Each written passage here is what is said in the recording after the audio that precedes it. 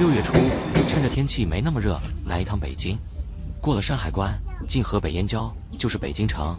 我已经记不清这是第几次进京了。出北京站闸口，看男女老少熙熙攘攘，又找到了这种久违的大城市的拥挤感。看脚下车水马龙，双向8车道，抬眼可见的摄像头，过街天桥3步一岗5步一哨，着急的外卖小哥和快递员，这或许就是中国1线大城市的标配吧。这次来北京是来散散心，顺便看看北邮读研的大学同学，来看看当年曾经想来的学校。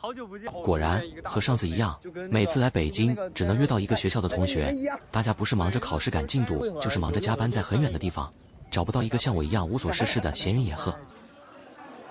毕业之后，我没有像身边人一样考研或者去1线城市，而是选择回到老家体制内躺平。我觉得读书是为了明白是非，是为了让自己有更多选择，不必在走投无路的时候也必须忍受环境，而不是非要成为人上人。或者说，在我看来，是为了让这个世界上没有人上人。他们选择了大城市，我选择了4、5线小城市，倒也无可厚非，只要自己觉得没问题就好。而且这也算是一种体验吧，试试呗，觉得不行就换回去。但是说实话，我在县城工作了1年之后，还是觉得浑身不自在。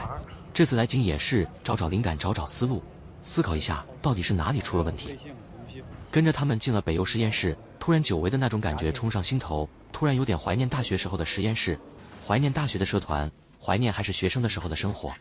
我也知道高校是象牙塔，一直躲在里面也不是办法，总需要走出来面对社会，哪怕经济形势不好，也得硬着头皮出来找工作，没办法。但是我还是向往着这种充斥着激情的青春洋溢的校园生活，向往着和同龄人在一起的充满希望的快乐时光。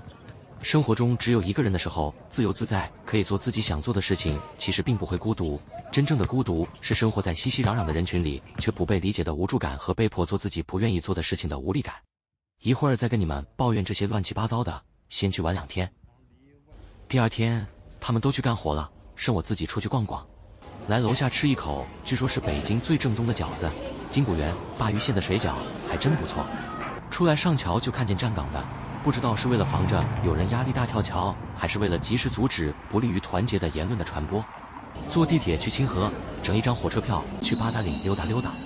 北京外面30多度，来完露天长城人依然不少，偶尔也能看见几个老外，但是说实话真不咋多，也不知道这帮洋人都跑哪去了。再后来去望京看了一眼，感觉韩国棒子也没几个。接着说长城，北京八达岭这段保护和维护确实比别的地方好不少，至少比我家那块的好。九门口还算有段完整，董家口那边基本都是石头筷子搭的野长城，也没人关心。角山那边也只有一段。前世的沧桑，后世的风光，万里千山牢牢接壤。第3天又排队去了天安门，门口排队过安检，足足等了3个小时，而且还是人挤人，真是折磨。虽然来了好几次北京，但是这还是我第1次来天安门城楼前拍照。过地下通道对面就是人民英雄纪念碑，采用由梁思成和林徽因的设计方案。百度百科说是为了纪念清道光20年以来，为了反对国内外敌人，争取民族独立和人民自由幸福，在历次斗争中英勇牺牲的人民英雄们而兴建的。想起前辈们的光辉事迹，不由得让我感到钦佩。我觉得在这个口罩之后的新的时代，这个特殊的时刻，这座纪念碑需要拥有它在新时代的新的意义。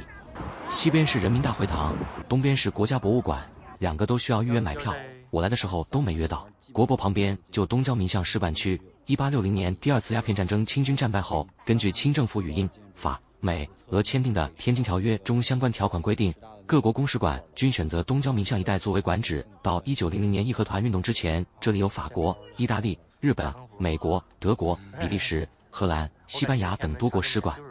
义和团运动爆发后，这里因为洋人聚集而被作为攻击的重点，曾有童谣念到吃面不搁醋，炮打西市库，吃面不搁酱，炮打交民巷。前者指的是位于北京西皇城根的西市库教堂，后者即指东交民巷。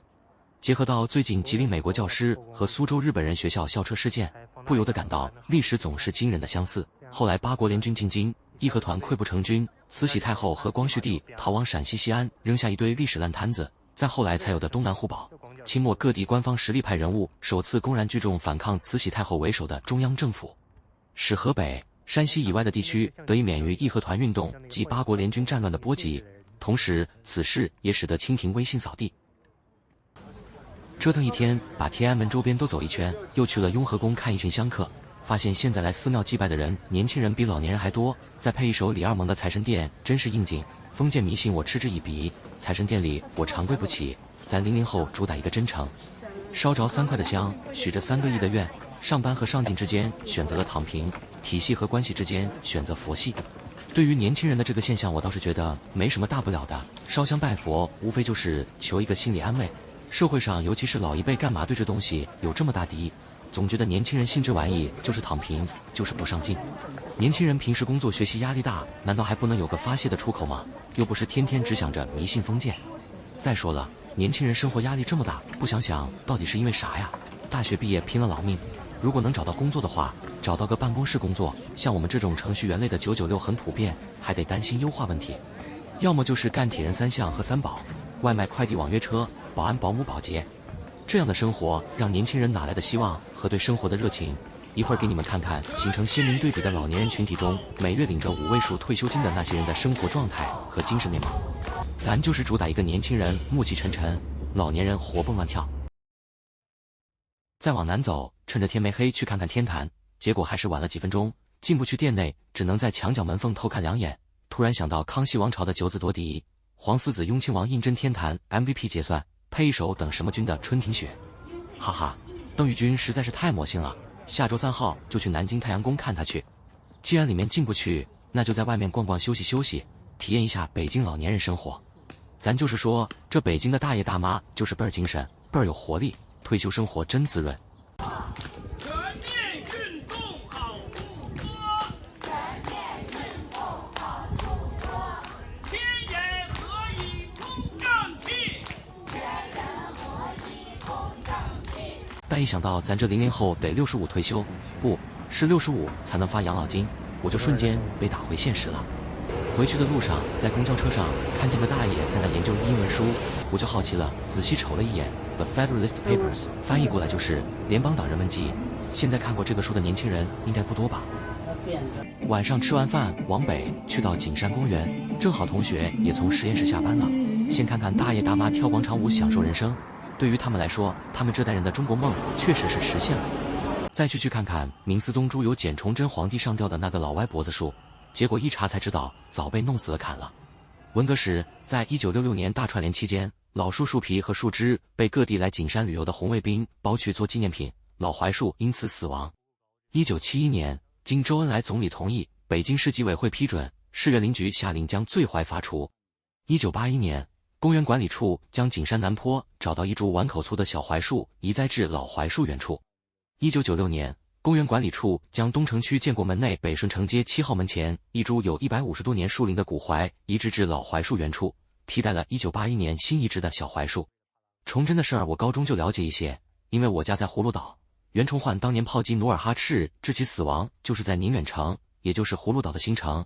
现在宁远城的古城墙保存的还是相当完整，想来考古的可以来我家这边看看。与我军马前骨，我一人足守此。这话就是袁崇焕当时给皇帝说的。结果因为被猜忌，1630年9月22日被崇祯莫须有凌迟处死。崇祯自毁长城，14年后明亡于李自成。同年吴三桂引清兵入关，明朝灭亡，供后人评说。暂且不谈历史了，先关心一下自己。00后的第一批，19年上大学，23年毕业，大学4年，口罩3年，再加2年。毕业之后争先恐后考公考编考研进体制进央国企，这是为什么呢？我记得10年前的夏天，年轻人不愿当公务员，国考锐减，都说机关钱少活多没发展。那时候恒大的许老板意气风发，融创的孙宏斌说理想主义销魂蚀骨，万科的王石说我坚信市场的力量，任泽平称请不要辜负这个时代，将熊市彻底埋葬。那是第一次提出大众创业万众创新，称要破除一切束缚，让创新血液自由流动。2012年3月14日，11届全国人大5次会议回答记者提问，总理称，现在改革到了攻坚阶段，没有政治体制改革的成功，经济体制改革不可能进行到底，已经取得的成果还有可能得而复失，社会上新产生的问题也不能从根本上得到解决，文化大革命这样的历史悲剧还有可能重新发生。每个有责任的党员和领导干部都应该有紧迫感。2022年3月，总理称，无论国际风云如何变幻，中国都会坚定不移地扩大开放，长江、黄河不会倒流。身为社会主义接班人，是不是也应该多关心政治，多关心经济，多关心民生，多关心我们生活的脚下的这片土地呢？历史的车轮滚滚向前，时代的一粒沙掉在个人身上就是一座大山。时势造英雄，而不是英雄造时势。有些东西，有些成功是时代给的，是平台给的，而不是全靠自己的能力。是挺高的。现在是21点50分，请携带好物品离开教室。9点50就跟男友一样的，做事感人的那老大爷感人。